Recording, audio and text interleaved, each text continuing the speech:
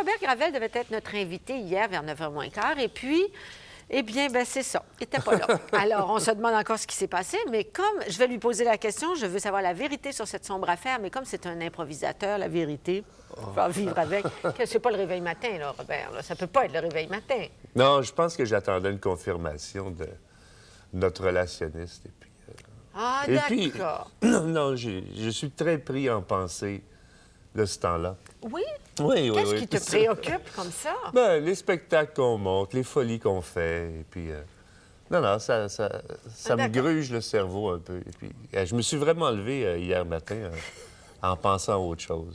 Bon, c'est alors... impardonnable, mais je vois à votre regard que vous m'avez pardonné. Ça me fait chaud au cœur. Je suis, Robert, un être de pardon. Tout à l'heure, il y avait Joanne qui parlait du spectacle que vous présentez à l'Espace Libre. Le titre du spectacle, c'est « La mort de Dieu ». C'est un 5 à 7 que vous organisez. Oui. Et elle dit ceci, elle a dit « C'est un peu n'importe quoi ».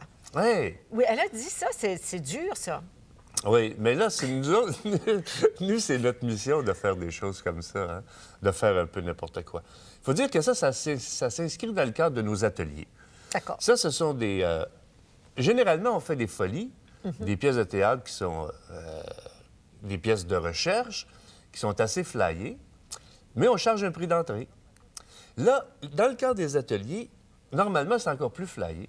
Et en conséquence, c'est gratuit.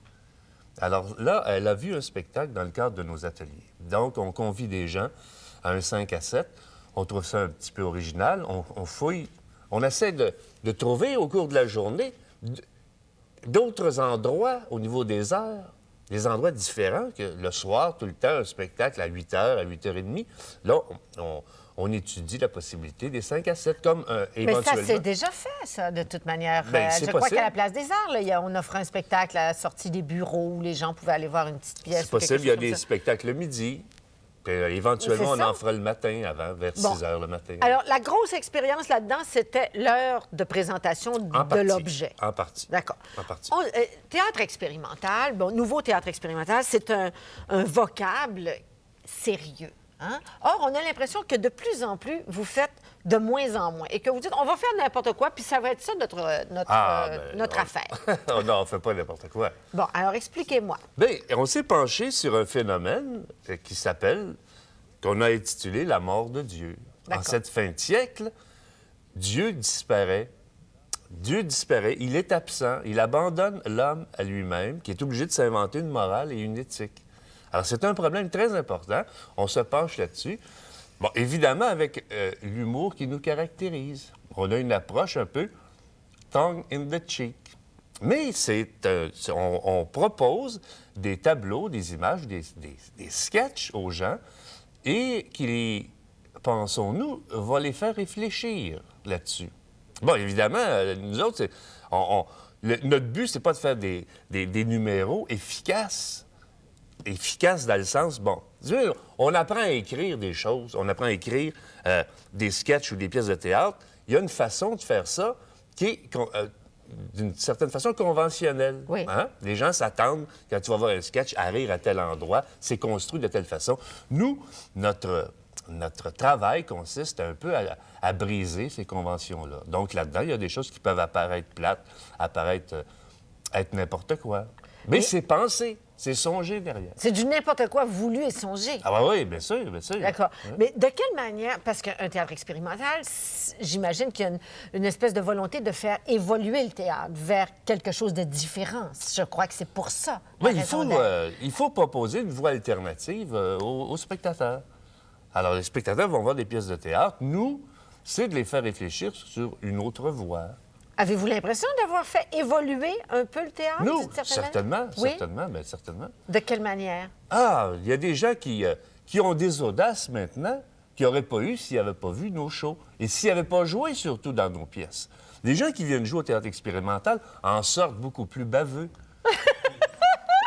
Oui. D'accord. Alors, c'est un élément que vous travaillez, ça? Bien, certainement. Comment travaillez-vous? De quelle manière ils en ressortent comme ça? Bien, écoutez, nous... il y a une absence de souffrance dans notre approche du travail. Il y a une absence de souffrance dans notre approche de la vie. Vous avez devant vous un homme de théâtre, mais qui n'est pas un théâtreux. C'est-à-dire que je suis pas Je fais pas ce métier-là en souffrant et en me plaignant. Je fais des choses avec beaucoup de bonheur, visant toujours le bonheur. Si j'invite des gens à participer à nos spectacles, c'est dans ce sens-là. Je veux que les gens soient heureux. Et tout ce qu'on fait parle de liberté, au fond.